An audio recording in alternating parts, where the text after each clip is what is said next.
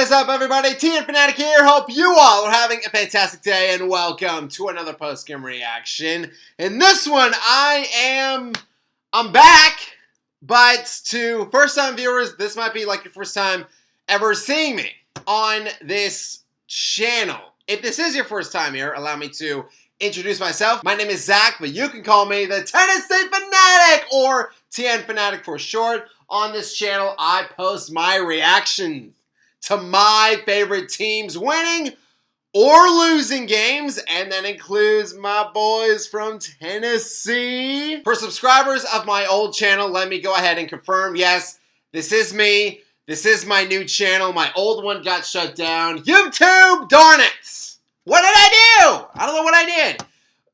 So I made a little video just talking about all of the changes that I am going to make and some other important details that you can expect from me down the road. But it's a new day, it's a new channel, and it is a day where Tennessee is no longer undefeated. Tennessee joins many other ranked teams to lose their undefeated record, not just to any team, but to an unranked team. Tennessee loses to Arkansas 19-14. We got a lot to talk about here, so let's go ahead and dive right in. All right, so first half, like many other unranked teams coming into this week, Arkansas was not afraid to assert themselves. They were not afraid. They brought the fight in this game. Their opening drive was a 16-play, 74-yard drive,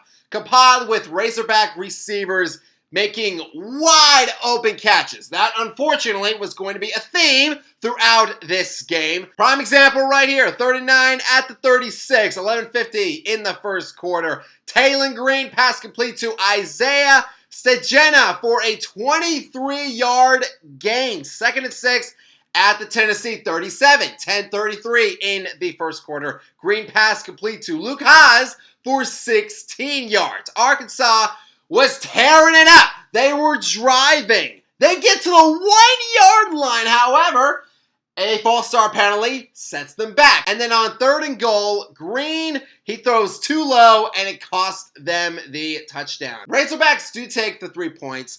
It's the first time this season Tennessee has ever trailed in a game. But it's okay, right? Like, it's just a field goal. Like, it's no big deal.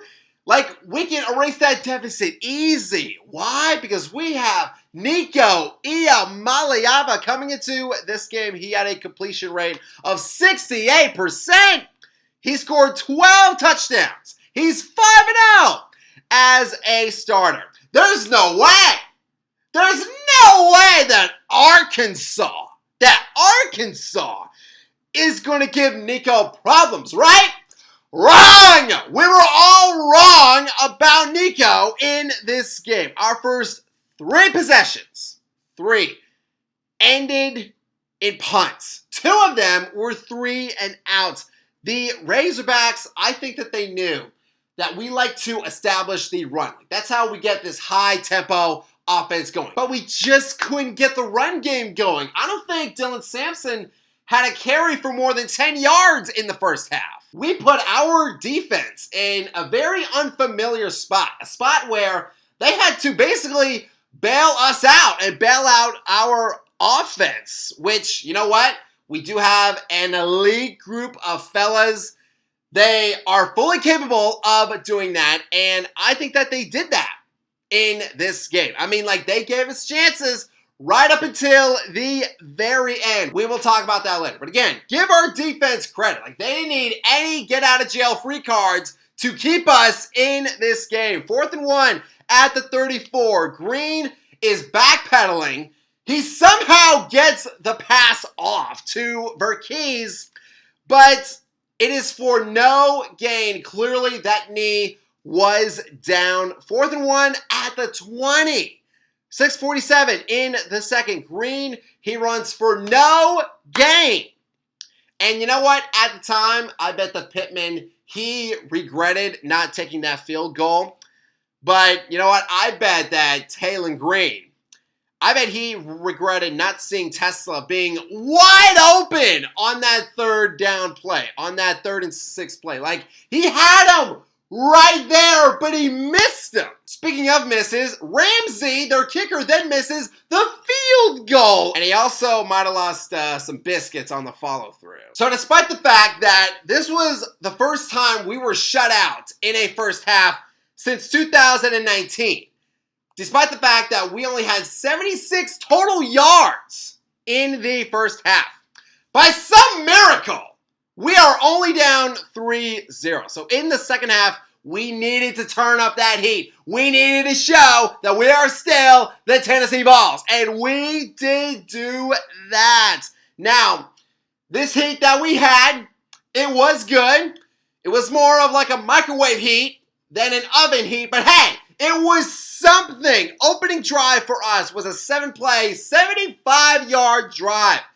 Capped off by Dylan Sampson on 3rd and 4. Sampson, he first rushes for 53 yards. It is a 53-yard run.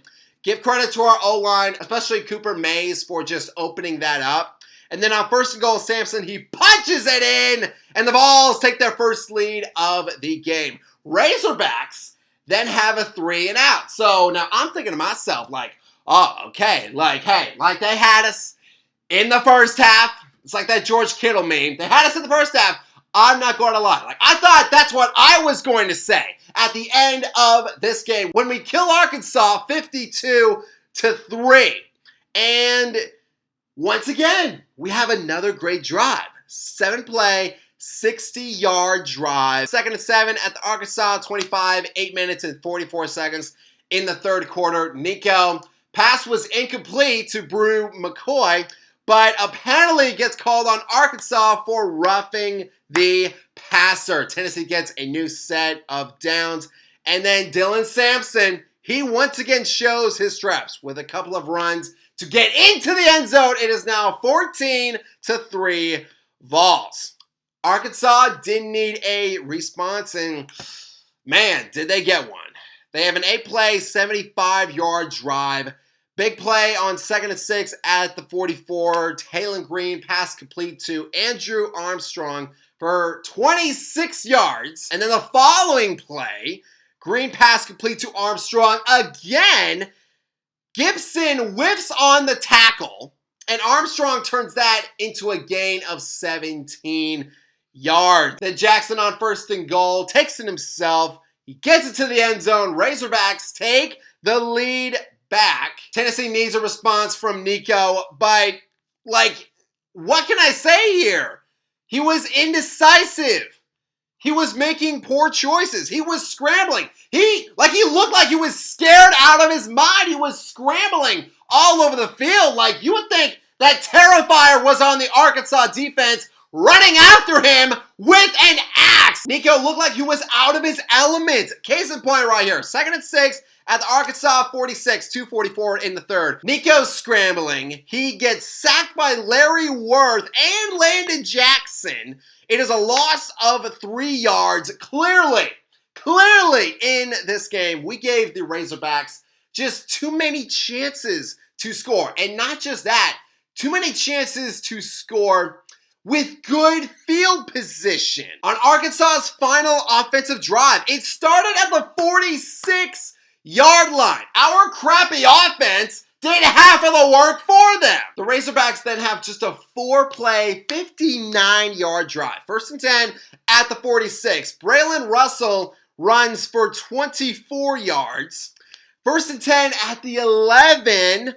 Malachi Singleton, their backup quarterback, he rushes for 11 yards into the end zone. Now, the 2-point conversion by Arkansas does fail. Tennessee, despite everything that happened in this game, despite our offense looking like they just got put through a blender, we still have a shot to win this game. We still have a shot to right the wrong. Big play here. 3rd and 2 at the Tennessee 33. Iamaleava pass complete to Dante Thornton for 42 yards to the Arkansas 25. It is a 1st down Vols. Sampson, He has a 5-yard run, gets us closer, gets us to the 20. 3rd and 5 at the 20. Nico's pass was incomplete, intended for Chase Nimrod, broken up by Danico Slaughter, the former Vol.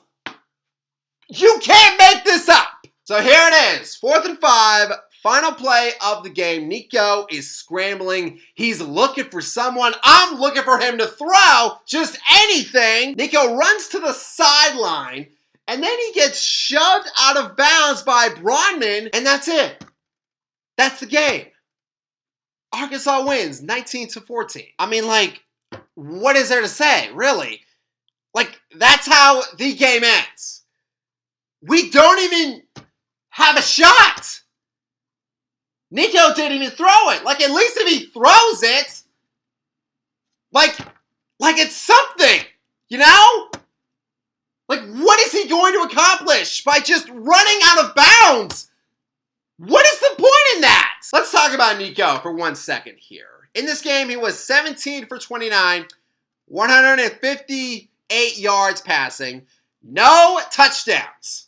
None. Nico is a big part of our offense. And clearly, this performance right here, this subpar performance by Nico, it dragged our offense down. Really, the only bright spot for our offense in this game really was Dylan Sampson. He got better as the game went on. He had 22 carries, 138 yards rushing. He had 2 touchdowns. As for our defense, you know what?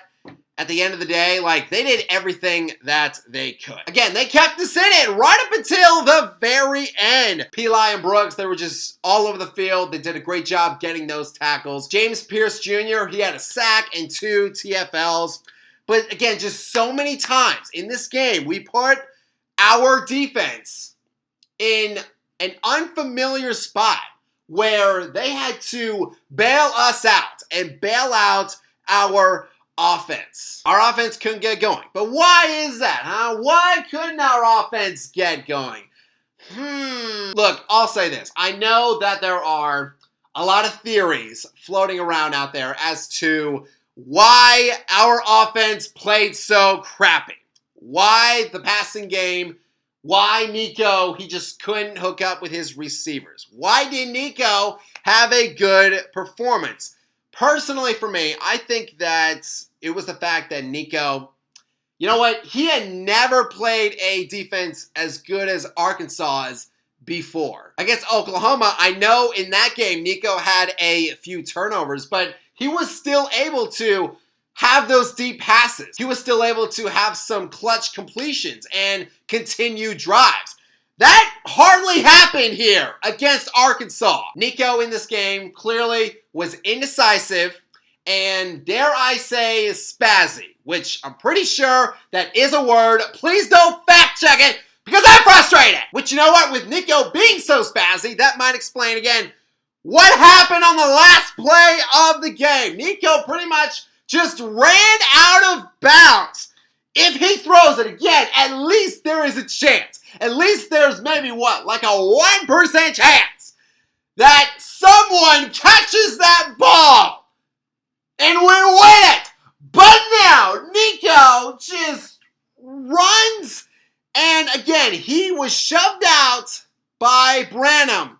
But again, Nico, why would you run to the sideline anyway? Oh wait, I forgot. I know why. It's because Nico was scrambling for his life. Nico, brother, I love you, but you're not going to accomplish anything. You are not going to get that big time touchdown play, that highlight play on the ESPN Top 10. Sorry, that Sports Center crap, but you know what I mean. You're not going to get that if you just run out of bounds. But you know what? Now that I'm thinking about it, something that I have to remember, and something that perhaps other irate Vols fans have to remember about Nico is, yes, like, he is talented. He is athletic. He is skilled.